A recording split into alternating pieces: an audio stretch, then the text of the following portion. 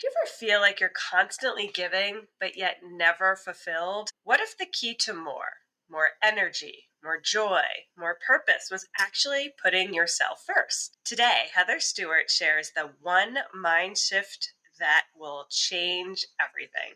And trust us, you'll want to stay to the end to hear what our final question is, because it might just be the wake up call you need. Hi, I'm Claude.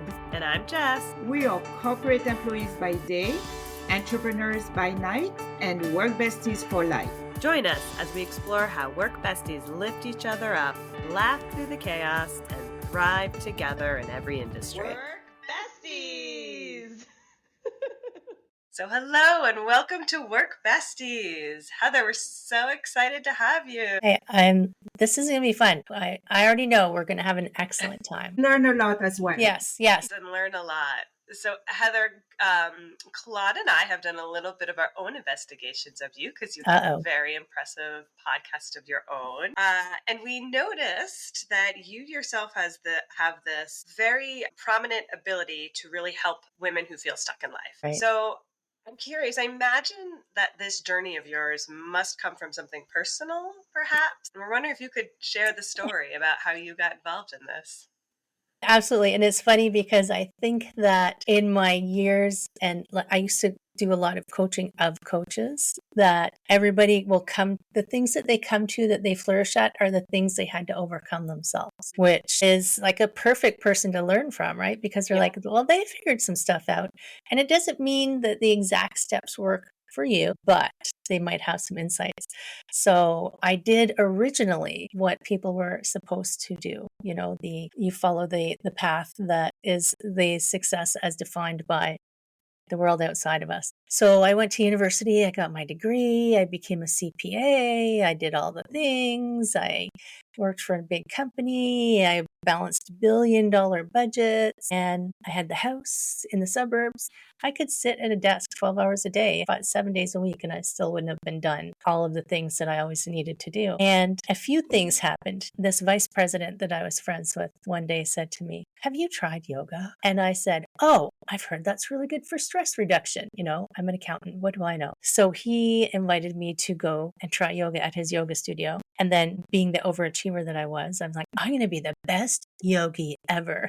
It's like, I'm going to go and de-stress 5 days a week and I'm going to blah, blah, blah, blah. I'm going to get a yoga butt. And one day I was driving from the office to yoga and I'm in a hurry because I've got to get to yoga to de-stress. And I'm driving through this very busy intersection. It's a rush hour. And there's a lady crossing the road in front of me. And I'm like, what the?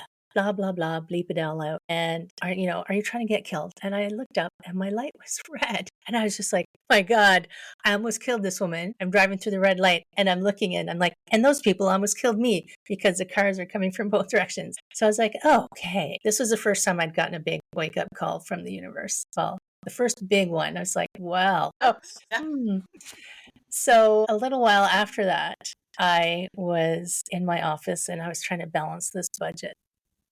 And I have the radio on behind me. And I'm trying to find, this sounds ridiculous, I'm trying to find another $1 million. So moving things around, trying to find $1 million. And the radio was on, and we were publicly traded. But the man who owned the majority of the shares, the radio came on and said how much he was worth. And this voice in my head said, this is BS. This man does not need another $1 million.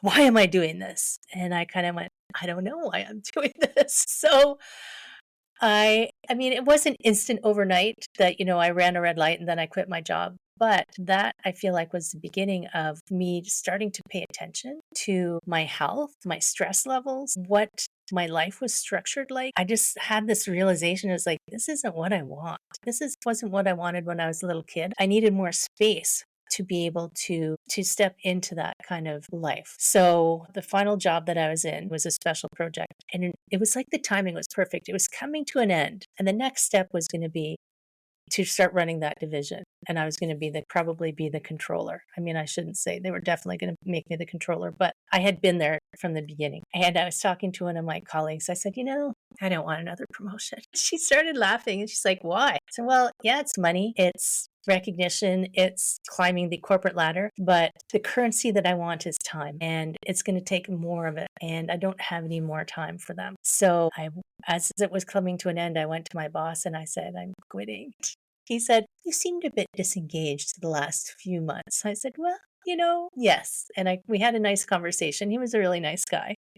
And I quit my job and I got divorced and I sold my house and I went to India. I promised my grandmother, who was alive at the time, that I would come back for Christmas. So I was gone for 3 months and no agenda, no plan. Did you know anyone there? No, but interestingly, I took a yoga person with me who I had met in yoga classes because talk about the universe, it was a he. Well, he still is a he. He was working in a job and he was about to take a leave of absence because he wanted to go back to India because he had been there once. One day in yoga, I said, can we just have coffee and can you kind of like give me the lay of the land if I just pick up and go? So remember photo albums? He brought a photo album with him to show me pictures. Tell me about his trip. And I told him what my plan was. He's like, shut up. I'm like, what? He said, I'm taking a leave of absence from work and I'm going to India. And I'm like, shut up. So we went together. Yeah. And we're about to have our 20th wedding anniversary this summer. To ask What a magical story. Right? It was not planned. It was just kind of like the universe went, oh, here's someone to go with you. And by the way, it's your soulmate. But don't worry about that till later. That's very fascinating. So you packed up, went to India. What was your intent while you were there? What were you thinking? I wanted some time away from everything, like everything here, Canada, I'm in Canada, cities, family, I just wanted what made me happy and what made me excited and what I wanted to do without stepping out of the everyday. I'm a kind of go all in kind of person, obviously. So I said, well, if I'm going to do this, I'm going to go all in and I'm going to go to a country where nobody can find me. And when I came back, just really briefly, I started teaching yoga. I opened my own yoga studio, but I also went back to school for 2 years because where I am, it takes 2 years of school to become a massage therapist. So I became a massage therapist. And how did you get from being a massage therapist then into life coaching? So it's kind of funny because I was teaching yoga. I also became a personal trainer and I'm doing massage therapy. When I first started, I was working in a clinic and they knew my old life. So they would come to me with letters. Heather, the government sent me a letter. You have to help me. So I started business coaching. For health and wellness because yoga teachers, massage therapists, personal trainers, all of these people, they're lovely souls. They're amazing people, but you have to send an invoice if you want to get paid. And they feel bad about invoicing people. I'm like, oh my goodness, let's talk about it. Let's build this business so that you can actually pay your rent. So I started doing business coaching. When I'm massaging people, they spent more time with me than their doctors, unless they had a therapist. I felt like I was a bartender. They're asking me questions. I'm like, I'm not qualified to answer these questions, but I'll give you my opinion. So they would just ask me all of these questions, and I felt like I was coaching people while I was massaging people. And then in 2021, I had a stroke. Yes, wow. I did. I saw your eyeballs go, wait a minute, now what? So it was this COVID. Is a roller coaster. This is a roller coaster. This is my life. It was Friday night. It was Halloween weekend. I was watching TV and one of my eyeballs went kind of sideways and I couldn't see properly. And I stood up. I'm like, I'm really tired. My eyeball's hurting. I can't see straight. I actually said, I don't think I'm having a stroke. I'm not slurring. I'm still cognitively aware. I still have all my strength. I'm just going to go to bed. And I went to bed. So the next morning I got up and it was still there. And we have a thing called telehealth here. So I phoned and I said, this is what's happening. And they said, we think you should go to the hospital. 12 hours later, I had done eye tests. I got to a CT scan and the doctor came and she said, okay, you've had a stroke. And I'm like, whatever. I didn't believe her. And she said, we're admitting you. So I was in the ER for 3 days. I couldn't see properly because when my eyes did eventually straighten out, but if I put on my glasses, I got super nauseous. So I couldn't do the escape into the scroll that people do when they're trying to avoid stuff. So the universe ensured that I had nothing to do but lay there and watch what was going on outside because think. And I kind of at one point went, okay, I'm in the hospital. That's great. That's perfect. This is a good place to be. I'd actually had 2 strokes. Said, okay, so they're looking after me. Good. So what's this all about? And I meditated a lot. because what else are you going to do? I said, okay. And the message was business coaching is too small. Massage is too small. Personal training is too small. Yoga is too small. These are all just pieces. You need to be looking at a whole person. This life coach thing came in. It's like the whole person. You need to help them because everybody who has a little struggle, it's impacting everything else. And the little struggle might be actually a symptom of something else. So we need the whole picture to come in. I'm like, okay, I got it. And while I was laying there, that's where my podcast came from as well. I mean, it's called Back to Me on purpose, the Back to Me podcast, because it was like, okay, so I need to help people figure out how to get back to themselves to yourself. so they take care of themselves. Take care. It's like with all this life that you had, like you had 500,000 life, there's always this positivity. And that is so nice to hear, that you say the universe talked to me. I was there for a reason, because you could have gone the other way around. And just to hear that positivity is just incredible. Thank you. And it's funny because I feel like that's a choice, right? That is a huge choice. And it just popped into my head. So in December of 2024, I was contributed a chapter to a book.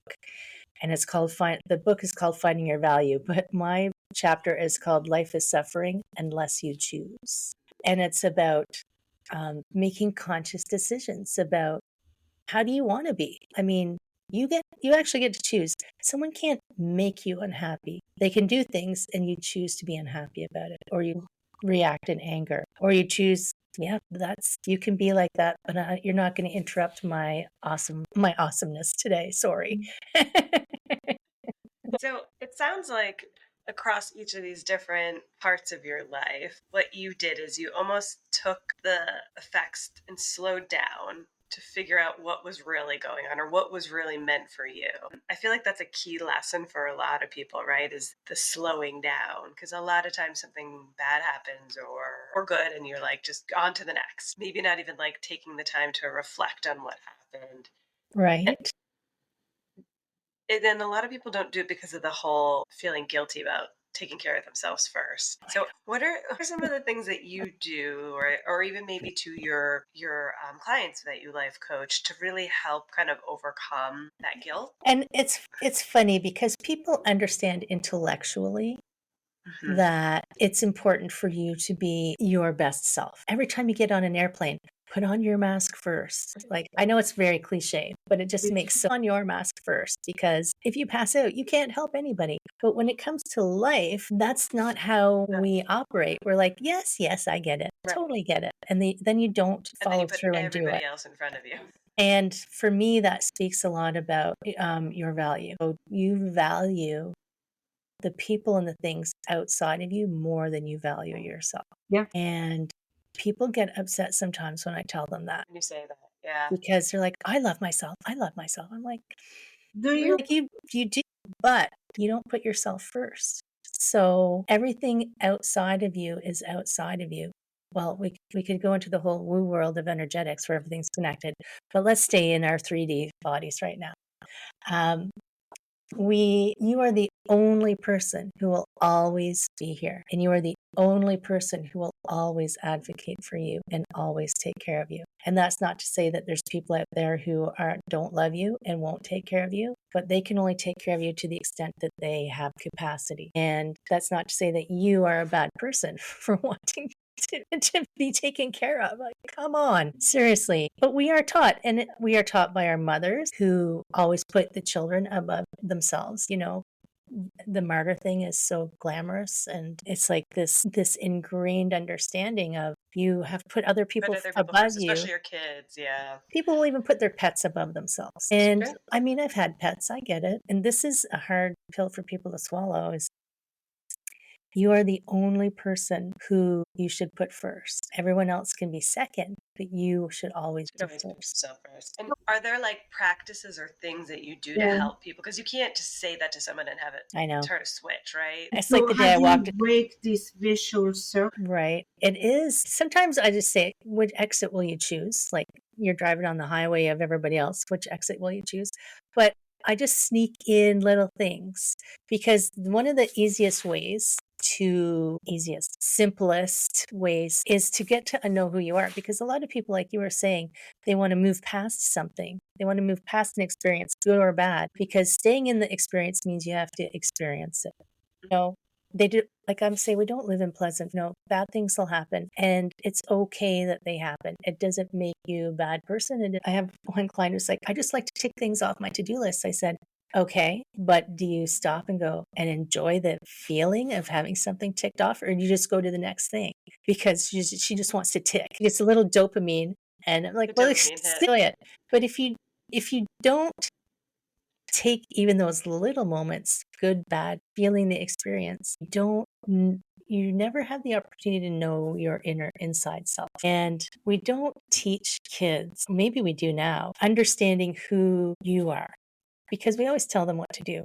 You're going to go to this grade, this is your teacher. You're going to this party, this is what you're going to learn. So when they get to teenager, which is how I probably became an accountant, you get to teenager and you're like, I don't know what I like. When I started realizing what actually made me happy, people to follow your passion. Like I'm not a fan of cliches and overused things, but people like them. So follow your passion. I would always go, what does that mean? But I just follow where my curiosity takes me. What seems interesting? What makes me excited to go and do? And what happens to me is when I learn something, I want to teach someone else how to do it. And that is my driving force. So how do you learn? Like, how do you teach someone to, first take a step back, but find a passion? Because sometimes it's not easy. You don't have the time to look, what is my passion? So how do you put in someone's mindset that it's okay, stop and look around? And Jess had mentioned too, like how fast people are going. So don't look outside of you for how to slow down, because nothing outside of you is slowing down.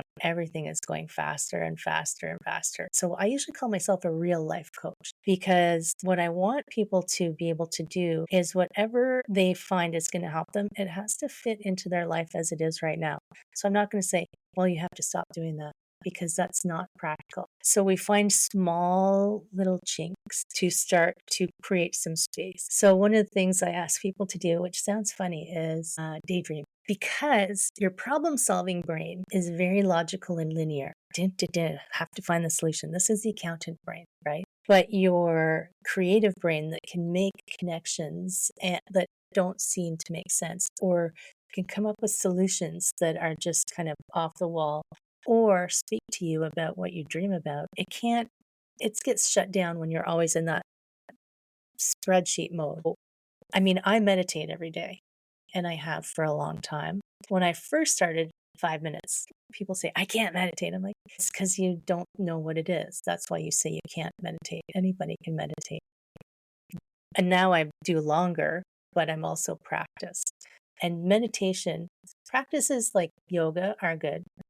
Tai Chi is good. Anything that involves some kind of mindfulness. And some people need movement, which is why Tai Chi and yoga are good. Some people are good just sitting. But before I tell them to go and do, like when people used to come to take yoga from me, they wanted a yoga butt. I didn't tell them that that's not what they were going to get, that what they were going to get was a chance to be quiet and listen to the inside of their head, because that would scare people away. So instead I say, stare out the window and daydream for 5 minutes. Set a timer if you feel you really need to. If you daydream longer, it's okay. Giving yourself that time for the thoughts to be unstructured and flow and just watch them. That's how you're going to start to get to know yourself. And when you've starting to notice how you speak to yourself. So you'll notice how other people speak to themselves. Like I was talking to a lady the other day who kept calling herself an idiot. I've said, I don't think that's the best way to talk to yourself. But we do it and don't even realize it because it's so common. So it takes some time. Nothing's instantaneous. You can't go to the gym once and expect to have a six-pack, right? Wish. I know, me too. I think you're bringing up some really valid points. It's like, it does take time. There's a lot of mini steps to get you there, let's say, right? But most people get so overwhelmed by it. And they kind of get to the point of like, I don't even know where to start. What's the best way out of this? So, what do you do when somebody is almost like in that frazzled state? They're not right quite yet to like be silent, be in the moment. Yeah. And the frazzled state is, I had this great visual explained to me one day because I was frazzled myself that day and it was my chiropractor of all people. He said, Heather, it's like you're juggling all of the balls. He said, you've got them. You're freaking out. If I throw you another ball, it's going to crash. So it's like this, oh my God, oh my God, oh my God, oh my God. So he said, why don't you put some down? Like, take a really close look at your life. Is there stuff that you're doing that you don't need to be doing? You know, I know if you have kids, if you have jobs, but there are probably, I mean, Mark Manson wrote a book, The Subtle Art of Not Giving a F, but, but don't be a jerk about it.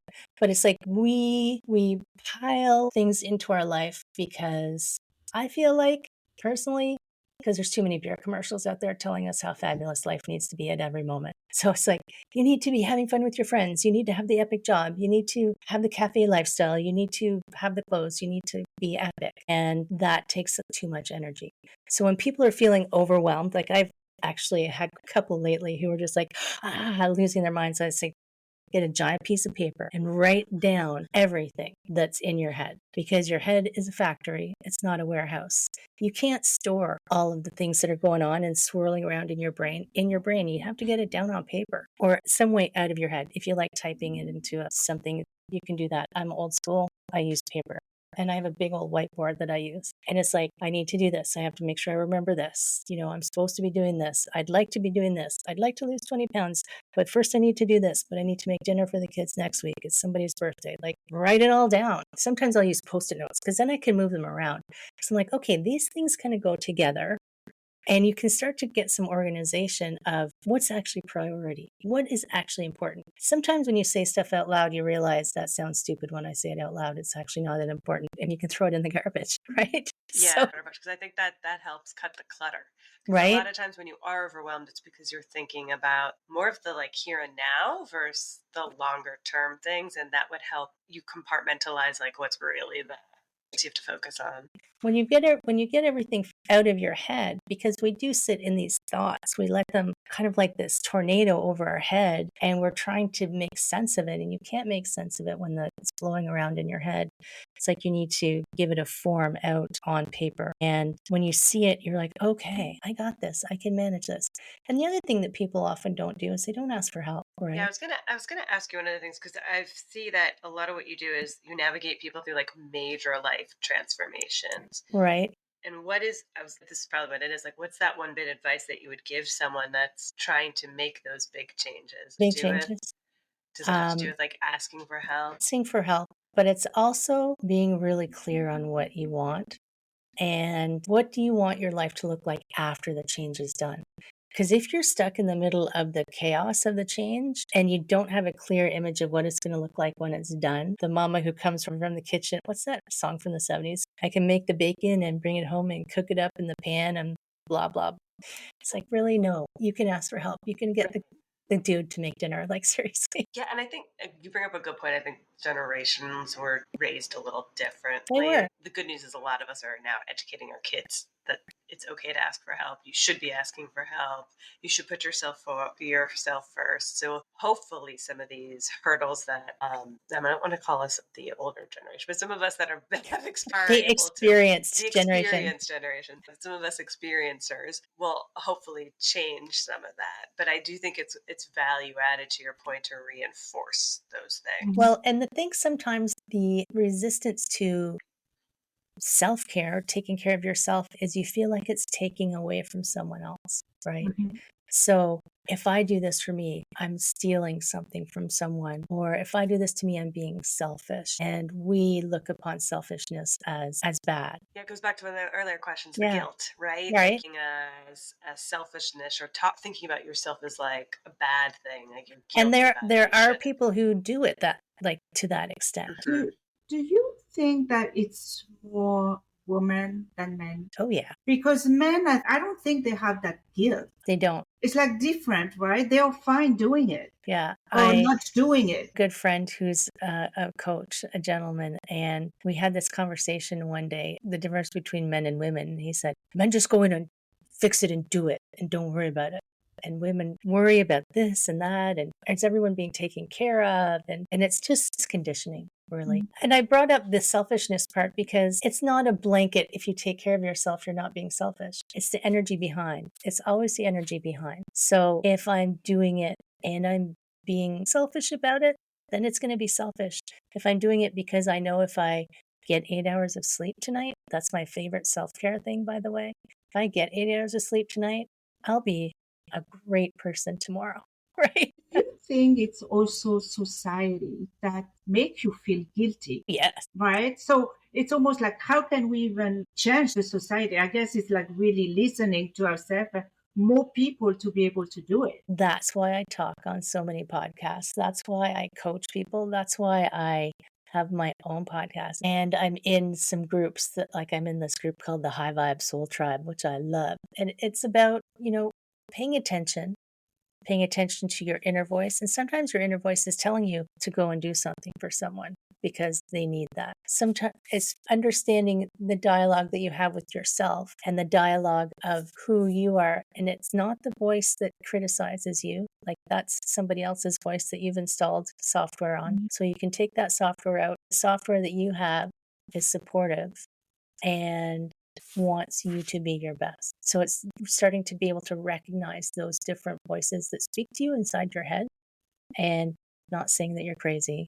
So I think, your voice Heather, we is. kind of touched on it too, though. Like, I do think there's an element of generational, so the Totally. experienced ones that have gone through it. So I agree with you. It's we need to be the ones that are sitting there and talking to what's going on in our heads and reminding ourselves of unconditioning those conditions. But at the same time, we should be thinking about how what we say and do, not just what we say, but what we do, is what the future generations will enact upon. Like, if we don't do it, if we just say it, then you're kind of still stuck on this perpetual that's like cycle. saying, oh, I understand how to do self-care, and then sitting at your desk for 12 hours. You're not you're not walking the talk.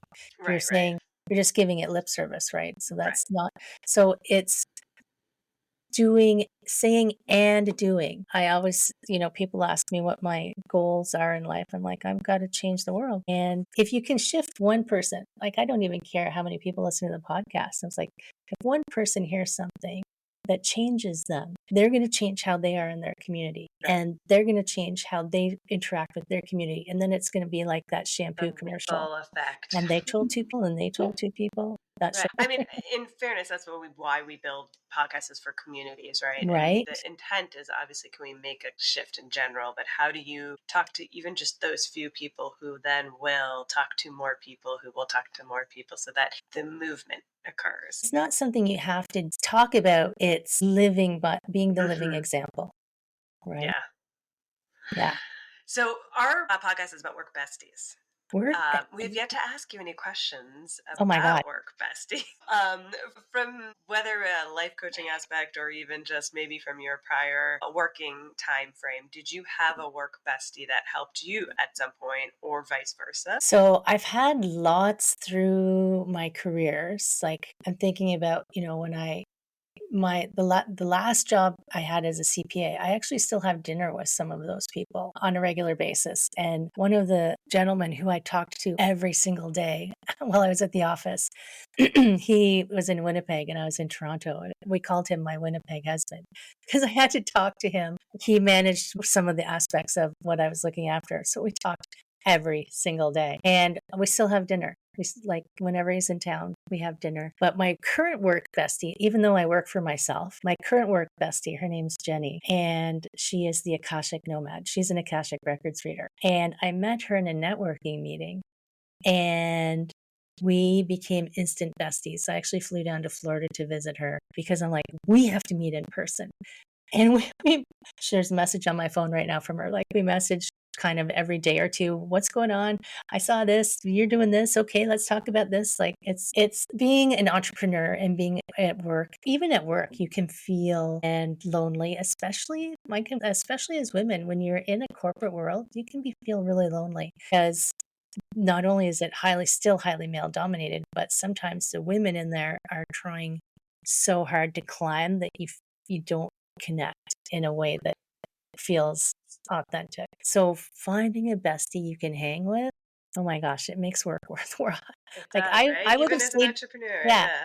I would have stayed in that old job if I hadn't found a new direction. I would have stayed in that company simply because of the people that I got to work with, not because of the work. Yeah, and that is really difficult too, right? When I know, like the younger generation, that I manage or whatever. Sometimes, when they quit or and they leave and they feel bad, and I'm like, you don't stay for people. Your people will always be your people. And look, Jess and I are work besties, right? We have each other work besties from all our career before that become your friends. Yeah, that's where have to be careful though. Yeah. And it's interesting now with remote and hybrid work. I find it's kind of harder. People are feeling more separated. So, Heather, if someone's listening right now who feels completely drained or overwhelmed or stuck, what's that one thing that they need to hear today that could change everything for them? So the one thing they need to hear is that it's not forever, right? And if you can look past the current situation and trust that maybe there's something in it for you to pay attention to, and just like pull yourself out of it. Just pull yourself out, even for 5 minutes, and just sit back for 5 minutes. You've got 5 minutes, and just see if you can observe it without getting caught up into it. Because then you're going to see you will feel better. Even if you don't have a solution, it doesn't matter. You will feel better just by stepping out of it for 5 minutes. And people get caught in that stuff. Like before you say the ripple effect, that 5 minutes, once you see the benefits of it, that 5 will become 10 minutes, will become 15. Yeah, over time. I'm up to 30 now, and sometimes I'm like, oh, that was too short. So, if you've been waiting for permission to put yourself first, this is it. Work Bestie Community. You've heard it from Heather. If you need more, definitely go and follow her on her podcast. So, do you want to share with us, Heather, how everyone can find you? So, the easiest place to find everything, including the podcast, is on my website, and it's heatherstewart.coach. Great. Thank you. Well, thank you so much, Heather. It was really so enlightening. A lot of quick steps that we can start with. So, to our listeners, work besties, if this episode resonated with you, don't keep it to yourself. And of course, don't forget to hit like and subscribe button and stay connected, and see you next week. Thank you. Bye. Bye. Remember, whether you're swapping snacks in the break room, rescuing each other from endless meetings, or just sending that perfectly timed meme, having a work bestie is like having your own personal hype squad. So keep lifting each other up, laughing through the chaos, and of course, thriving. Until next time, stay positive, stay productive, and don't forget to keep supporting each other.